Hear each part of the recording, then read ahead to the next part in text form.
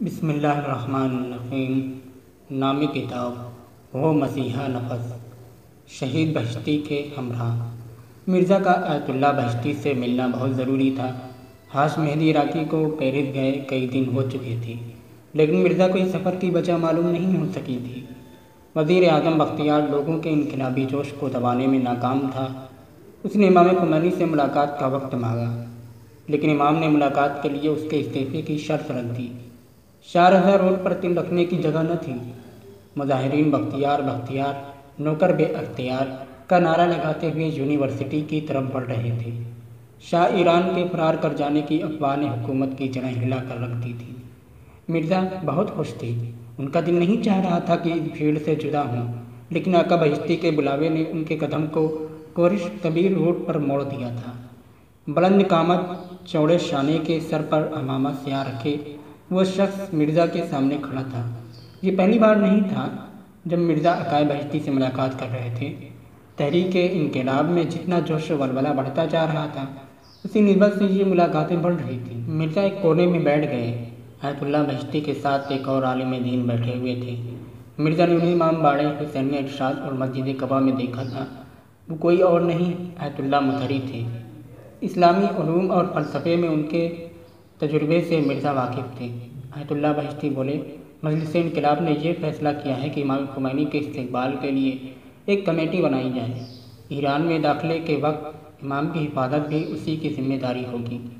امام خمینی نے یہ حتمی فیصلہ کر لیا ہے کہ وہ ہر حال میں ایران لوٹیں گے۔ شاہ جلد ہی ایران چھوڑ دے گا۔ بختیار امریکی سفیر سولیران کے اشاروں پر کام کر رہا ہے۔ اس کو استعفیٰ دینا ہی پڑے گا اور لوگوں کے سامنے آنا پڑے گا۔ ہم لوگوں کو بختیار پر گہری نظر رکھنی ہے اور اگر لازم ہو تو اس کا صفایا بھی کرنا پڑے گا۔ آپ اس کام کے لیے کچھ لوگوں کو تیار کیجیے تاکہ ضرورت پڑنے پر بختیار کو ٹھکانے لگایا جا سکے۔ مرزا سراپا گوش ہو رہے تھے۔ وہ جانتے تھے کہ یہ احکامات مجلس انقلاب سے صادر ہو رہے ہیں اور اس وقت ان کے سامنے اس مجلس کے دو اہم رکن بیٹھے ہوئے ہیں۔ آیت اللہ مظہری نے مرزا کی طرف دیکھا اور کہا، پیرس سے یہ پیشکش ہوئی ہے کہ امام خمینی کی حفاظت کی ذمہ داری سازمان مجاہدین خلق کے سپرد کی جائے۔ بعض لوگ یہ فکر کرتے ہیں کہ یہ ایک منظم اور مسلح تنظیم ہے، لیکن اس سلسلے میں ہم لوگوں نے ابھی کوئی حتمی فیصلہ نہیں لیا ہے۔ ویسے مجاہدین خلق کی خدمت لینا بعید لگتا ہے۔ ان کا اصل مقصد اپنی تبلیغ کرانا ہے۔ وہ لوگ ان کاموں میں زیادہ دلچسپی نہیں لے رہے ہیں۔ مرزا بے اختیار بیچ میں ہی بول پڑے، ان کا سابقہ بھی اچھا نہیں ہے۔ اپنی ظاہری شکل سے جو مقبولیت انہیں عوام الناس کے درمیان حاصل ہے، ہمیں اس سے دھوکہ نہیں کھانا چاہیے۔ ہم سب تو اچھی طرح آگاہ ہیں کہ وہ اندر سے کس قدر بداعمالیوں میں ملوث ہیں، اور ساتھ ہی ساتھ ان کی آپسی مشکلات بھی کچھ کم نہیں ہیں۔ اس کمرے میں ان تین کے علاوہ حاج محسن بھی موجود تھے۔ ان سے مرزا کی آشنائی حاج مہدی عراقی کے توسط سے ہوئی تھی۔ حاج محسن کا مرزا اور مجلس انقلاب کے اراکین کے ساتھ رابطہ حاج مہدی کے یبری چلے جانے کے بعد سے بہت بڑھ گیا تھا۔ حاج محسن اس مسئلے سے پہلے ہی واقف ہو چکے تھے۔ انہوں نے بھی اس موضوع پر مرزا کے ساتھ گفتگو کی۔ وہ بھی اس ذمہ داری کو مجاہدین خلق کے سپرد کرنے کے مخالف تھے۔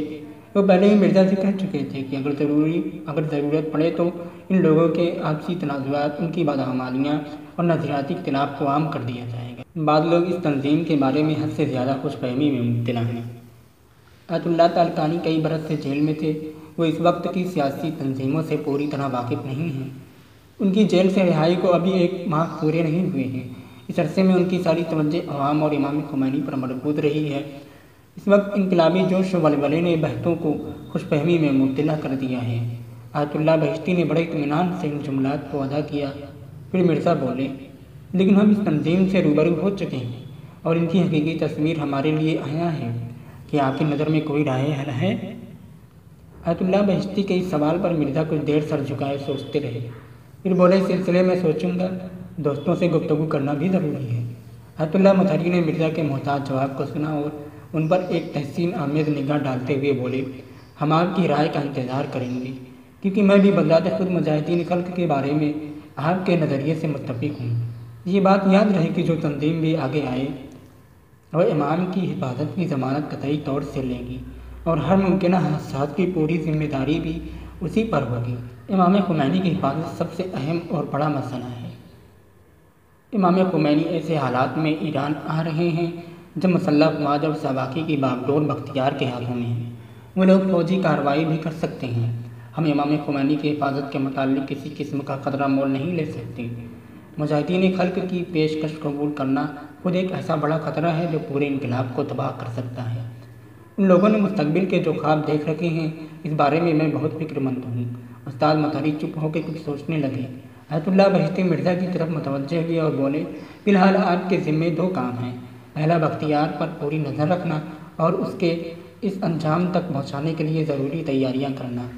دوسرا، امام خمینی کے ورد ایران کے وقت ان کی حفاظت کے لیے ایک منصوبہ بنانا۔ اگر کوئی مسئلہ درپیش آئے تو آپ ہم لوگوں سے ضرور بات کیجیے گا۔ مرزا جانے کے لیے اٹھے۔ آگے بڑھ کر آیت اللہ مطہری کی دست بوسی کی۔ استاد مطہری نے انہیں سینے سے لگا لیا۔ آیت اللہ بہشتی کے چہرے پر ایک مسکراہٹ پھیل گئی۔ آج تحریک انقلاب جس منزل پر تھی، وہاں ان لوگوں کی تشویش بہت بڑھی ہوئی تھی۔ آیت اللہ مطہری چاہ رہے تھے کہ زیادہ سے زیادہ مسائل مرزا کو سمجھا دیے جائیں۔ مرزا ان کی فکر مندی اور حالات کو اچھی طرح سمجھ رہے تھے۔ انہوں نے وہیں فیصلہ کیا کہ اپنے گروہ توحیدی سب کے تمام اراکین کو امریکی ایجنٹوں، ساواک اور فوج کے اعلیٰ افسران کی شدید نگرانی اور موقع ملنے پر انہیں ان کے انجام تک پہنچانے کے کام سے کچھ دنوں کے لیے روک دیں گے اور انہیں حکم دیں گے کہ اپنی تمام توجہ امام خمینی کے حفاظتی انتظام پر مرکوز رکھیں۔ مرزا کی جنگ نے اب دوسرا رخ اختیار کر لیا تھا۔ اب وہ اپنی فوج کو مخفی گاؤں سے نکال کر منظر عام پر لا سکتے تھے۔ انہیں کھلے عام دشمنوں سے مقابلہ کرنا تھا۔ توحیدی سب کے اراکین جنہوں نے سالوں سے ایک دوسرے کی شکل نہیں دیکھی تھی، اب اکٹھا ہو کر کام کر سکتے تھے۔ اب مرزا کو خود اپنے گروہ کے تمام اعضاء بلکہ دوسرے گروہوں پر بھی اپنی حیثیت ظاہر کرنی تھی۔ خود توحیدی سب کے ممبران آج تک آگاہ نہ ہو سکے تھے۔ یہ گروہ کون چلا رہا ہے؟ مرزا ایک ایک رکن سے والہانہ محبت کرتے تھے۔ مرزا کی دلی تمنا تھی کہ ان تمام اعضاء کو نزدیک سے دیکھیں، انہیں گلے لگائیں جو اسلام کے نام پر اپنی جان ہتھیلی پر لیے پھرتے ہیں، لیکن خود کو ظاہر نہ کرنے کی ان کی حکمت عملی اراکین کی حفاظت کے مد نظر تھی۔ اور یہی تدابیر باعث بنی کہ ساواک جیسا خطرناک اور خفیہ گروہ بھی توحیدی سب کے اراکین کی نشاندہی نہ کر سکا۔ مرزا کا یہ نیا طرز عمل اور گروہ کو تنظیم دینا مولوی جیسی گھنی آبادی والے محلے جہاں گھر بے تربیتی سے بنائے گئے تھے میں انجام پایا، جس نے ساواک کو بے دست و پا کر دیا تھا۔ گروہ توحیدی سب ایک بہت پرانی اور گنجان آبادی سے تعلق رکھتا تھا، اس لیے وہ ساواک کی نگاہوں سے چھپا رہا۔ ساواک کبھی بھی پتہ نہ لگا سکی کہ اتنی زیادہ تعداد میں جو امریکی ایجنٹوں کا قتل ہوا ہے، اس میں کس کا ہاتھ ہے۔ آیت اللہ مطہری کے سینے سے لگے ہوئے مرزا نے تمام حالات پر ایک نگاہ دوڑائی، پھر ان لوگوں سے خدا حافظی کرتے ہوئے کمرے سے نکل آئے، لیکن ذہن امام خمینی کی حفاظت کے لیے پختہ لائحہ عمل بنانے کی دھن میں لگ گیا تھا۔ امام خمینی کی استقبالیہ کمیٹی۔ رات کے 8 بج رہے تھے۔ پاستور چوراہے پر واقع پھولوں کی دکان کے مالک زعیم نے گھڑی کی جانب نگاہ کی۔ وہ اب دکان بند کرنا چاہتا تھا۔ اس کا ارادہ بھانپ کر سعید دکان سے نکل پڑے۔ اب وہ سڑک پر چہل قدمی کر رہے تھے۔ پاستور چوراہے پر، جس کے ایک جانب فوجی چھاؤنی اور دوسری جانب وزیر اعظم ہاؤس تھا، آمد و رفت پابندی میں 2 گھنٹے بچے تھے۔ رات 10 بجے کے بعد سعید کا اس جگہ رکنا ان کے لیے مشکلیں کھڑی کر سکتا تھا۔ یہ دوسری رات تھی جب وہ سیاہ رنگ کی کار کا انتظار کر رہے تھے۔ اچانک موٹر سائیکل کی آواز نے جو مشرق کی جانب سے آ رہی تھی انہیں چونکا دیا۔ کچھ لمحوں بعد ہی موٹر سائیکل چوراہے پر پہنچ گئی۔ اس کے پیچھے شورلیٹ حرکت کر رہی تھی، جو ڈرائیور کے بغل میں بیٹھے شخص نے کھڑکی کا شیشہ نیچے گرا رکھا تھا، جس سے مشین گن کی نال باہر جھانک رہی تھی۔ شورلیٹ کی ٹھیک پیچھے سیاہ رنگ کی بینز تھی۔ سعید پھولوں کی دکان سے لگے کھڑے تھے۔ ان کی نگاہیں دور تک اس قافلے کا تعاقب کرتی رہیں۔ کئی مرحلوں میں بختیار کی آمد و رفت کے راستوں کا پتہ لگانا تھا، اس لیے ابھی ضروری نہیں تھا کہ وہ کسی وسیلے کے ذریعے اس قافلے کا تعاقب کرتے۔ بلیک کمانڈوز اپنے لباس سے پہچانے جا رہے تھے۔ باشور چوراہے سے بینز مغرب کی جانب مڑ گئی۔ اگلی صبح سعید آذربائیجان سڑک کے تراہے پر بختیار کے قافلے کا انتظار کر رہے تھے۔ وہ وہاں واقع مسجد کے دروازے پر کھڑے تھے۔ نماز کا وقت قریب تھا۔ وہ انتظار کرتے رہے جہاں تک کہ اذان کی آواز بلند ہوئی۔ وہ نماز پڑھنے مسجد کے اندر چلے گئے۔ اب نماز ختم ہوئے آدھا گھنٹہ گزر چکا تھا۔ سعید بے چینی سے مغرب کی طرف بار بار دیکھ رہے تھے۔ تبھی موٹر سائیکلوں کی آواز سنائی دی۔ وہ لوگ آذربائیجان سڑک کے تراہے سے ہوتے ہوئے شاہ روڈ کی طرف مڑ گئے۔ سعید اپنے کام سے خوش تھے، وہ منزل کے نزدیک پہنچ رہے تھے۔ اگلے دن انہوں نے بختیار کی گاڑی کو شاہ روڈ سے جمشیدیہ روڈ کی جانب جاتے دیکھا۔ وہاں سے آذین ہاور نامی چوراہے سے ہوتے ہوئے شہر کے شمالی علاقے تک تعاقب کیا۔ اگلے دن سعید ایلیزابیتھ کالونی کے اطراف میں ٹہل رہے تھے۔ انہوں نے کچھ خشک میوے خرید رکھے تھے۔ وہ ٹہلتے رہے جہاں تک کہ موٹر سائیکلوں کا شور سنائی دینے لگا۔ سیاہ رنگ کی بینز انہیں دور سے دکھائی دے رہی تھی۔ اس وقت سعید جہاں تھے وہاں سے تقریباً 50 میٹر پر آریہ محل روڈ کٹتی تھی۔ وہ بڑی تیزی سے اسی جانب بڑھتے تاکہ مد نظر قافلے کا اگلا راستہ معلوم کر سکیں، لیکن قافلہ آریہ محل روڈ پر جانے کے بجائے ٹھیک اس کے موڑ سے واقع پہلے فوجی کیمپ چھاونی میں داخل ہو گیا۔ فوجیوں نے احتراماً مخصوص سلام کیا۔ سعید کافی دیر تک اس علاقے میں گھومتے پھرتے رہے۔ وہ سوچ رہے تھے کہ اب کیا کریں گے۔ کیمپ میں ان کا داخلہ ممکن نہیں تھا۔ اب یہی صورت رہ گئی تھی کہ بختیار کے قتل کے لیے چھاونی سے باہر کسی مقام کا تعین کیا جائے۔ انہوں نے چھاونی کے پشت سے گزرنے والی سڑک جو شمال کی جانب جاتی ہے کے بارے میں سوچا اور مزید اطلاع کے لیے اسی طرف چل پڑے۔ سڑک پر پہنچ کر انہوں نے دیکھا کہ چھاونی کے بائیں سمت کی چہار دیواری کافی بلند ہے اور دائیں طرف مکانات کا سلسلہ ہے۔ ان عمارتوں کے درمیان ان کی نگاہ ایک ایسے مکان پر جا رکی جو ابھی نامکمل تھا اور صاف ظاہر تھا کہ اس کا تعمیری کام رکا ہوا ہے۔ ساتھ ہی عمارت پوری طرح تاریک تھی، تو اس کا مطلب یہ ہوا کہ کوئی نگہبان بھی نہ ہوگا۔ یہ سوچ کر سعید اسی طرف چل پڑے۔ پورے مکان میں سناٹے کی حکمرانی تھی۔ سعید اطمینان سے اس کی سب سے اوپر منزل پر چڑھتے چلے گئے۔ بائیں جانب والی چھت اس سے تھوڑا زیادہ اونچی تھی۔ وہ اس پر پہنچ گئے اور ایک کولر کے پیچھے چھپ گئے۔ یہاں سے وہ پورے کیمپ پر اچھی طرح نگاہ رکھ سکتے تھے۔ انہوں نے فیصلہ کیا کہ وہ پوری رات وہیں رکیں گے۔ موسم سرما کی خشک ہوا ہڈیوں میں گھستی ہوئی محسوس ہو رہی تھی۔ اس کے باوجود سعید نے یہ فیصلہ کر لیا کہ وہ رات بھر اسی چھت پر رہ کر نگرانی کریں گے۔ نمازیں سے پڑھ چکنے کے بعد سعید نے اپنے کو پھر اسی کولر کی اوٹ میں کر لیا۔ سپیدہ صبح پھیل رہی تھی۔ دن کی روشنی میں یہاں سے چھاونی کے ہر حصے پر نگاہ رکھی جا سکتی تھی۔ سعید کو ایک جانب ردیف میں بنی چھوٹی چھوٹی رہائشی عمارتیں دکھائی دیں۔ سعید نے سوچا یقیناً بختیار انہی میں سے کسی ایک میں ہوگا۔ پھر ان عمارتوں میں سے باوردی فوجی نکلتے ہوئے دکھائی پڑے۔ سعید نہایت چوکسی سے دروازوں پر باری باری نگاہ رکھے ہوئے تھے۔ تبھی ان کی نظر گرم کپڑوں میں ملبوس ایک آدمی پر پڑی جو صحن میں وارد ہوا تھا۔ وہ یقیناً بختیار ہی تھا۔ دبلے پتلے اس آدمی کی عمر تقریباً 50 کے آس پاس رہی ہوگی۔ سر کے سارے بال سفید ہو چکے تھے۔ اب وہ صحن میں ٹہل رہا تھا۔ اس کا بار بار جماہی لینا اس بات کی نشاندہی کر رہا تھا کہ وہ رات بھر صحیح سے نہیں سویا ہے۔ اس نے ہاتھ پیر کو ورزش کی نیت سے معمولی حرکتیں دیں اور پھر کمرے میں لوٹ گیا۔ سعید نے سوچا کہ یہاں سے تو وہ معمولی بندوق سے بھی نشانہ بنایا جا سکتا ہے۔ مرزا کو یہ جگہ دکھانی ضروری ہے۔ بختیار اب پوری طرح ہماری نظروں میں ہے، یہ جان کر مرزا بہت خوش ہوں گے۔ سیاہ بنز آ کر کھڑی ہو گئی۔ کچھ دیر بعد بختیار باہر نکلا۔ وہ گاڑی میں سوار ہو کر چل پڑا۔ چند موٹر سائیکل اور ایک اسٹیشن کار اس کے آگے حرکت کر رہی تھی۔ سعید وہاں سے تیر کی طرح سیدھے مرزا سے ملاقات کو چل پڑے۔ اضطراری حالت میں ملاقات کی معینہ جگہ پر مرزا موجود تھے۔ یہاں صرف مخصوص مہم پر کام کر رہے لوگ ہی ضرورت پڑنے پر مرزا سے مل سکتے تھے۔ سعید نے انہیں تفصیلی صورتحال سے آگاہ کیا۔ مرزا بولے، مرکز کی چھاونی آخر کیوں؟ تہران میں اس سے بہتر اور اہم چھاونیاں موجود ہیں۔ شاید حفاظتی نقطۂ نظر سے وہ وہاں دوسروں کی نگاہ سے پوشیدہ رہ سکتا ہے۔ اس کی وہاں موجودگی کی طرف شاید ہی کسی کا دھیان جائے۔ لیکن ایک منٹ ٹھہرو، تم نے کیا کہا تھا؟ وہ جمع ہی لے رہا تھا۔ اس کا مطلب ہوا وہ دیر رات تک جاگتا رہا تھا۔ اس صورت میں یقیناً وہ کسی اہم میٹنگ میں شریک رہا ہوگا۔ لیکن یہ میٹنگ کن لوگوں کے ساتھ تھی؟ مرکز کی چھاونی میں تو اعلیٰ افسران نہیں رہتے، وہ تو فوجی جیل کے عنوان سے زیادہ استعمال ہوتی ہے۔ کیا تمہیں شریف امامی کا سیاسی کھیل یاد نہیں؟ جب وہ وزیر اعظم تھا تو حکومت مخالف تحریک کو کچلنے کے لیے اس نے کیا کیا نہیں کیا؟ اسی زمانے میں اس نے کچھ حکومتی عہدیداروں جیسے ساواک کا رئیس نصیری اور حویدہ اور اسی طرح کے کئی افراد کو گرفتار کروا کر اسی چھاونی میں قید کروایا تھا۔ وہ لوگ ابھی بھی اسی جگہ ہیں، ظاہراً حکومت کے قیدی ہیں، لیکن پس پردہ وہ بختیار کے مشاورین کی حیثیت رکھتے ہیں، لہذا یقین کے ساتھ کہا جا سکتا ہے کہ یہ چھاونی سازشوں کا اڈا ہے۔ تم ایک لمحہ بھی اس جگہ کی نگرانی سے غافل نہ ہونا، اگر ضرورت پڑی تو میں بختیار کے قتل کا حکم حاصل کر لوں گا، اگر وہ اپنا ٹھکانہ بدل دے تو فوراً مطلع کرنا۔ مرزا تیزی سے امام خمینی استقبال کمیٹی کے دفتر کی جانب جا رہے تھے۔ مدی صبح سالار سے گزرنے والی سڑک پر، جس کی ایک جانب مجلس شورا ملی کی عمارت واقع تھی، بڑا ازدحام تھا۔ مرزا وہاں سے گزرتے ہوئے سیدھے اسکول رفاح کی طرف چل پڑے۔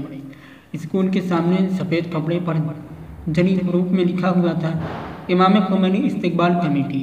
مرزا جب بھی اس اسکول میں داخل ہوتے تھے، ان کی نگاہ وہاں دیوار پر منقوش اس مصرے پر ضرور پڑتی، جو ملک کے موجودہ حالات کی طرف بھرپور ترجمانی کرتا تھا: دیو چو بیرو رود فرشتہ درآئید۔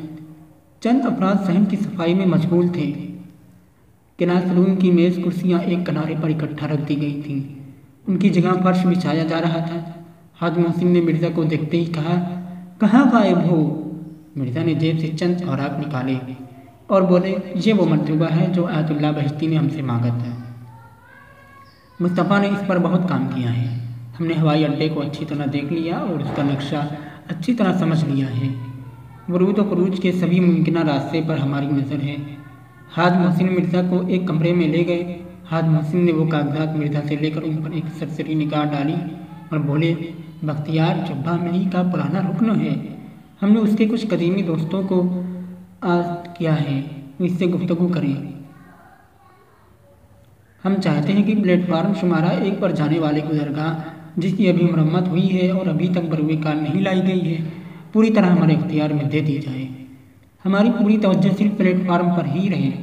یہ ہوائی پٹی سے نزدیک بھی ہے اور سب سے چھوٹا بھی، جس کے سبب یہاں حفاظتی انتظام کرنا بہتر اور آسان ہے، اور اگر ملک کے حالات ایسے ہی چلتے رہے تو یہ ہمارے حق میں بہتر ہے۔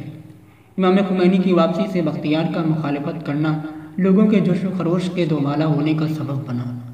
مظاہرین کی تعداد بڑھتی جا رہی تھی، جس نے حکومت کو چکرا دیا ہے۔ اگر وہ امام کے لیے ہوائی اڈہ بند نہ کرتے تو شاید ہمارے لیے ایسے بہتر حالات نہ پیدا ہو پاتے، لیکن اب تو حالات پر ہماری پکڑ بہت مضبوط ہو گئی ہے۔ آپ اس بات پر اصرار کیجیے کہ ہوائی پٹی پوری طرح ہمارے قبضے میں دے دی جائے، کوئی بھی مسلح آدمی اس احاطے میں داخل نہیں ہو سکتا۔ مخالفت کی صورت میں ہمارے آدمی بے دریغ فائر کر سکتے ہیں۔ ہم کئی مرحلوں میں بختیار سے اپنے مطالبے پورے کروائیں گے اور یہ کام اس کے نہیں قدیمی دوستوں کے ذریعے لیا جائے گا۔ بختیار ساری باتیں شاہ کے قریبی لوگوں کے درمیان رکھے گا، پھر کوئی فیصلہ کرے گا۔ اس کا ٹھکانہ مرکز کی چھاونی میں ہے، ہم اس بات سے پہلے ہی باخبر ہو چکے ہیں۔ یا اللہ کی ایک آواز آئی، وہ لوگ کھڑے ہو گئے۔ آیت اللہ بہشتی بہت جلدی میں دکھ رہے تھے۔ کمرے میں داخل ہوئے، علیک سلیک کے بعد بیٹھتے ہی بولے: ہمارے پاس زیادہ وقت نہیں ہے۔ شہباز چوراہے اور ہوائی اڈے کے اطراف میں مظاہرین کی کثیر تعداد اور ان کے پرجوش اعتراضات نے بختیار کو ہماری باتیں قبول کرنے پر مجبور کر دیا ہے۔ اب ہوائی اڈے کا ایک حصہ پوری طرح ہمارے قبضے میں ہے، اس کے باوجود کسی بھی قسم کی سازش کے امکانات سے انکار نہیں کیا جا سکتا۔ امام خمینی ہر قیمت پر ایران واپس آنے پر مصر ہیں۔ اگر ہماری پیش بینیاں درست ثابت ہوئیں تو انشاءاللہ کوئی مشکل پیش نہ آئے گی۔ مرزا نے حفاظتی انتظام کے منصوبے کی تفصیلات ان کے سامنے رکھ دیں اور کہا: یہ وہ پروگرام ہے جو آپ نے چاہا تھا، اس کے مطابق حفاظت کا کام بخوبی انجام دیا جا سکتا ہے۔ آقا مصطفیٰ کہاں ہیں؟ آیت اللہ بہشتی نے پوچھا۔ وہ آنے والے ہوں گے، وہ ہوائی اڈے کے تازہ حالات کا نزدیکی سے جائزہ لینے گئے ہیں۔ ہم لوگوں نے آقا مصطفیٰ اور اکبر آقا کی مدد سے اصلاحیہ عمل پر جانب سے نگاہ کی ہے اور اس کے تمام گوشے اچھی طرح اراکین کے ذہن نشین کروائے گئے ہیں۔ آج مجلس انقلاب کا جلسہ ہے، جس میں آخری فیصلہ لیا جائے گا۔ مجاہدین خلق کے سربراہ آوردہ اشخاص ابھی تک زور دیے ہوئے ہیں کہ امام کی حفاظت کی ذمہ داری انہی کے سپرد کی جائے۔ مرزا نے آیت اللہ بہشتی کے چہرے پر نگاہ کی اور کہا: میں ان لوگوں کی پیشکش کے بارے میں نہیں جانتا اور نہ ہی مجھے ان کے لاحیہ عمل کے بارے میں کسی قسم کی اطلاع ہے۔ بہرحال اگر ہم لوگ جلسے میں نہ ہوئے تو ہمارے پیش نہادوں کو ہماری طرف سے آپ پیش کر دیجیے گا۔ پھر مرزا نے ایک کاغذ آیت اللہ بہشتی کو دیا، جسے انہوں نے فوراً پڑھ ڈالا۔ وہ چند سطریں ہی تھیں، لیکن ان کے پڑھنے کے بعد آیت اللہ بہشتی کے چہرے پر ایک اطمینان کا رنگ نمودار ہو گیا۔ انہوں نے مسکراتے ہوئے ایک نگاہ مرزا پر ڈالی، جو سر جھکائے بیٹھے تھے۔ ٹھیک اسی وقت مصطفیٰ داخل ہوئے اور آیت اللہ بہشتی بولے، آپ لوگ یہیں رکیے رہیے گا، شاید کوئی مسئلہ درپیش آئے۔ یہاں سے نکل کر آیت اللہ بہشتی ایک بڑے کمرے کی طرف جانے لگے جس کے دروازے پر تقریباً 20 جوڑے جوتے رکھے ہوئے تھے۔ مرزا اٹھ کر ٹہلنے لگے۔ شورائے انقلاب کے اراکین اور دوسری برجستہ شخصیت جلسے میں شرکت کے لیے آ چکی تھیں۔ ان معروف افراد کے علاوہ کچھ ایسے لوگ اور بھی آئے تھے جنہیں مرزا پہلی بار دیکھ رہے تھے۔